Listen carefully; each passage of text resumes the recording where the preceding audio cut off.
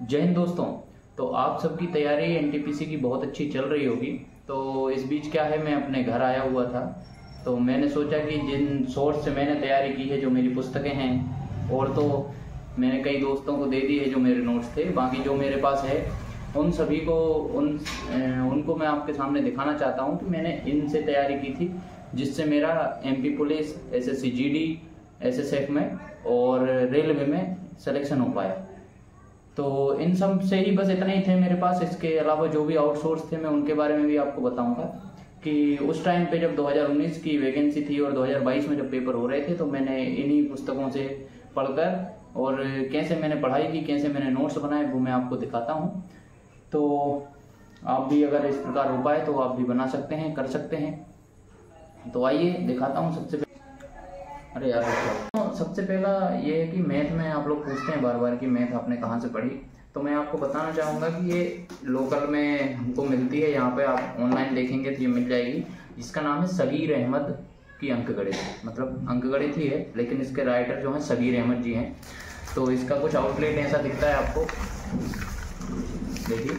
और ये पुस्तक, इसकी खास बात क्या है कि इसमें आपको जो पढ़ रहे हो आप, तो वो बेसिक से है, बहुत छोटे लेवल से आपको मैथ समझाई गई है, सिखाई गई है। बहुत आसान क्वेश्चन आते हैं ताकि आपका बेसिक कंप्लीट हो सके और आप टाइप को समझ सकें। वहीं अगर इसका कंपैरिजन आर.एस. अग्रवाल से करेंगे तो आप पहले इसको पढ़ें, ताकि आपके जो छोटे छोटे जो डाउट्स हैं वो सब आपके क्लियर हो जाएंगे, आपको बेसिक कंप्लीट हो जाएगा। और फिर आप उसके बाद आर.एस. अग्रवाल को लें, जिससे क्या होगा कि आपका इससे बेसिक कंप्लीट होने के बाद आप एक एडवांस लेवल में जाएंगे तो आपको आसानी होगी।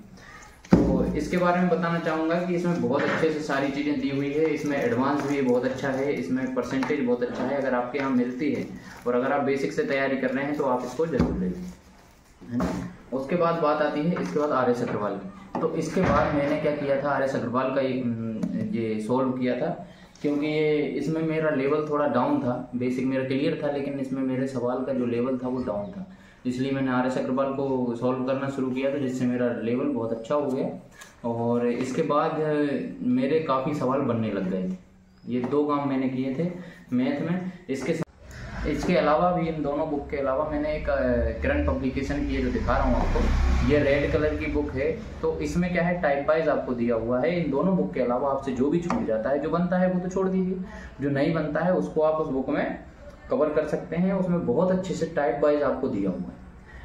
इसके अलावा इन 3 के बाद आप कहेंगे मैथ का बहुत ज़्यादा कंटेंट था, तो भाई मैथ में मेहनत करनी पड़ेगी, क्योंकि मैथ ऐसा सब्जेक्ट है ना, आप कवर करना थोड़ा कठिन है। उसके बाद मैंने एडवांस के लिए, जो सब लोग डरते हैं, क्षेत्रमिति और जो ट्रिग्नोमेट्री, उसके लिए मैंने इस प्रकार से, थोड़ा ऐसा हो गया है, उसके लिए मैंने इस प्रकार से नोट्स बनाए हुए थे। आप देखिए, आप भी इसी प्रकार से बना लीजिए ताकि आपको दिक्कत नहीं जाएगी और आप सॉल्व भी कर पाएंगे ऐसे, ठीक है। इस प्रकार से आप डायग्राम बना कर उनको समझ लें। इस प्रकार से उनके पूरे नोट्स आप बना लें तो ज़्यादा सही रहेगा। ये इतना मैथ का आपका था कि मेरे को मैथ का मटेरियल कितना चाहिए था, तो मैंने 3 बुक आपको बताई हैं, सगीर अहमद की, आर.एस. अग्रवाल की और एसएससी जीडी की। मैंने जो पढ़ा था मैं वो बता रहा हूँ, मैं आपसे नहीं कह रहा हूँ कि आप इतना कुछ लीजिए, क्योंकि अब उतना समय नहीं है। और ये नोट्स बनाए थे मैंने एडवांस मैथ के लिए। उसके बाद बात आती है रीजनिंग की। तो रीजनिंग में मैंने सिर्फ ये जो परफेक्ट की, आपको कवर में दिखेगा, तो परफेक्ट की ये रीजनिंग की बुक आती है। ये पुराना वाला है, इसके अलावा एक नई वाली भी आने लग गई है। तो मैंने बस इससे इसको पढ़ा था और बाकी मैंने जो सेट लगाए थे उससे मेरा कवर हो गया है। रीजनिंग के लिए बस मैंने इससे ज़्यादा कुछ भी नहीं किया था, क्योंकि रीजनिंग में 2-3 टॉपिक होते हैं, जैसे ये क्यूब वाला होता है और कैलेंडर होता है, तो यही थोड़े कठिन होते हैं। तो बस ये मैंने इससे कर लिए थे और ये बहुत अच्छी है, इसमें बहुत अच्छा दिया हुआ है। उसके बाद आती है बात साइंस की। तो साइंस के मैंने नोट्स बनाए हुए थे, पर वो मेरे दोस्त ले गए हैं। तो साइंस के कॉपी जब आएगी तो मैं आपको दिखाऊंगा, वो कल परसों में दे जाएगा। बाकी साइंस के एक ये फिजिक्स की मेरे पास, देखिए फिजिक्स के मैंने ये सारे ऐसे बनाए हुए थे। तो आप भी लिखने में ना घबराएं और जितनी हो सके मेहनत करें, लिखें, नोट्स बनाएं, ताकि आप सही समय पर जब आपका एग्ज़ाम आए तो आप उनको देखकर कम समय में अपने चीज़ों को कवर कर पाएँ। तो ये मेरी फिजिक्स की थी कॉपी पूरी। उसके बाद आती है बात जीके की। तो जीके में भी मैंने बनाए हुए थे, क्या है ये देखिए, इस प्रकार से हिस्ट्री का ऐसे पढ़ाया जाता था हमें, हमारे भैया एक सूरजवान भैया हैं होशंगाबाद में, तो वहाँ पर मैंने कोचिंग ली थी, तो वहाँ पर ये सब नोट्स हमारे बनवाए गए थे। उसके बाद ये कॉपी मेरी हिस्ट्री की है, जिसमें पूरी हिस्ट्री कवर है, और ये वाली है अपनी जियोग्राफी की। तो जियोग्राफी भी बहुत अच्छे से मैंने पढ़ी हुई है, बेसिक से PSC लेवल तक पढ़ाते हैं भैया, तो वहाँ से हमने अच्छे नोट्स बनवाए थे। बाकी इनका आपको काम नहीं है, आप इसकी जगह स्टेटिक पढ़ें, ये आपके काम का नहीं है। और छोड़ दीजिए। तो मेरे दोस्तों का था, रीजनिंग था, GK था, साइंस की कॉपी एक फिजिक्स की है बस मेरे पास, जो बायो और केमिस्ट्री की है वो अब आएगी, मेरा दोस्त लाएगा तब मैं आपको दिखाऊंगा। तो इन सब के बाद आप अभी ये है कि आप स्टैटिक पर ध्यान दें, क्योंकि स्टैटिक आजकल बहुत ज़्यादा आने लग गया है, तो उसकी एक आप अलग से कॉपी बना लें। और करंट अफेयर के भी नोट्स हैं, करंट अफेयर का भी मैंने लिखा है। करंट अफेयर में मैंने क्या यूज़ किया था, देखिए गौरव सर जो हैं अपने उत्कर्ष वाले, उनसे देखकर मैंने ये सारा लिख रखा था। पूरे 2 साल का मैंने करंट अफेयर लिखा था। और इसके अलावा बताऊं तो ये मैंने लास्ट टाइम में जब एग्ज़ाम था तो मैंने ये खरीद ली थी स्पीडी की। इससे क्या है, इसमें आपको टॉपिक वाइज चीज़ें मिल जाती है, ये टॉपिक वाइज सारी जो हम छूट जाता है, जैसे हमने महोत्सव सम्मेलन सारे पढ़ तो लिए हैं वीडियो में, लेकिन 2-4 ऐसे होते हैं जो छूट जाते हैं, तो उसको आप इसमें से देखकर कवर कर सकते हैं, ताकि आपकी तैयारी 100% हो सके। और इसका ज़्यादा ये शुरू का 4-5 जो पेज हैं ये सबसे ज़्यादा इंपॉर्टेंट है, बाद का आपको पढ़ने की ज़रूरत नहीं है। तो ये भी आप ले लें, जब आपका एग्ज़ाम आएगा उसके 8-10 दिन पहले आप इसको लेकर जो आपके टॉपिक रह जाएंगे वो आप कवर कर लें, है ना। उसके बाद आप एग्ज़ाम अगर निकाल लेते हैं, CBT 1 हो जाता है, CBT 2 हो जाता है, और ALP में भी दोनों हो जाते हैं। तो सबसे बड़ा ये पूछते रहते हैं कि साइको में क्या आता है, साइको में क्या आता है, तो मैंने साइको के लिए ये बुक यूज़ की थी। ये मैं किसी का प्रमोशन नहीं कर रहा हूँ, बस जो मेरे पास है, मैंने जो खरीदा था, जिनसे मैंने पढ़ा है, बस मैं वो बता रहा हूँ आपको।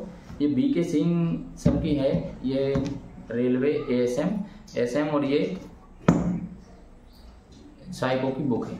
तो इसमें मैं आपको दिखाता हूँ, नज़दीक से आइए, कि किस प्रकार के क्वेश्चन आते हैं। घुमाना इधर से है ना, ये है ना, ये साइको की बुक है। तो इसमें क्या होता है कि इस प्रकार की पजल के आते हैं सेम फिगर के, तो ये बहुत आसान होते हैं, बस इनमें क्या है, एक बार आपको समझने की ज़रूरत है, आसान बहुत होते हैं। ये देखिए इस प्रकार के क्वेश्चन इसमें आते हैं। इसके ऊपर मैं एक अलग से वीडियो बना दूंगा आपके CBT एग्ज़ाम होने के बाद, कि आप साइको की तैयारी कैसे करें, कैसे इनको सॉल्व करें। तो ऐसे पजल वाले क्वेश्चन आते हैं। तो ये व्यक्तित्व परीक्षण के आते हैं कि आप देखिए इसमें लिखा है, मैं अपना मन अक्सर आखिरी घड़ी में बदल लेता हूँ। तो ये सब चीज़ें होती है। तो इनकी साइको की आपको ज़्यादा चिंता करने की ज़रूरत नहीं है। साइको की आपको ज़्यादा चिंता करने की ज़रूरत नहीं है, क्योंकि साइको तो बहुत आसान है, हो जाता है। आप प्रैक्टिस करेंगे 1 महीने 1.5 महीने आपका हो जाएगा। उससे ज़्यादा फोकस आप करिए CBT 1 और CBT 2 एग्ज़ाम पर। तो जो चीज़ें बताई है वो तो आप कर ही लीजिए, इसके अलावा जो भी आपके सोर्सेस हैं वो भी आप छोड़िए मत। और स्टैटिक GK पर आप विशेष ध्यान दीजिए, और साइंस में आप बायोलॉजी पर ध्यान दीजिए, क्योंकि उन दोनों टॉपिक से बहुत क्वेश्चन आते हैं। इसके अलावा मेरी और भी कॉपीज थी, जैसे पॉलिटी हो गया, और मेरे करंट अफेयर लिखा था वो भी और भी था, पर वो मैंने सब, मैं जॉब पर चला गया था ट्रेनिंग में, तो मैंने सब अपने दोस्तों को दे दी, ताकि उनके भी यूज़फुल हो सके और उनका भी सपना पूरा हो सके।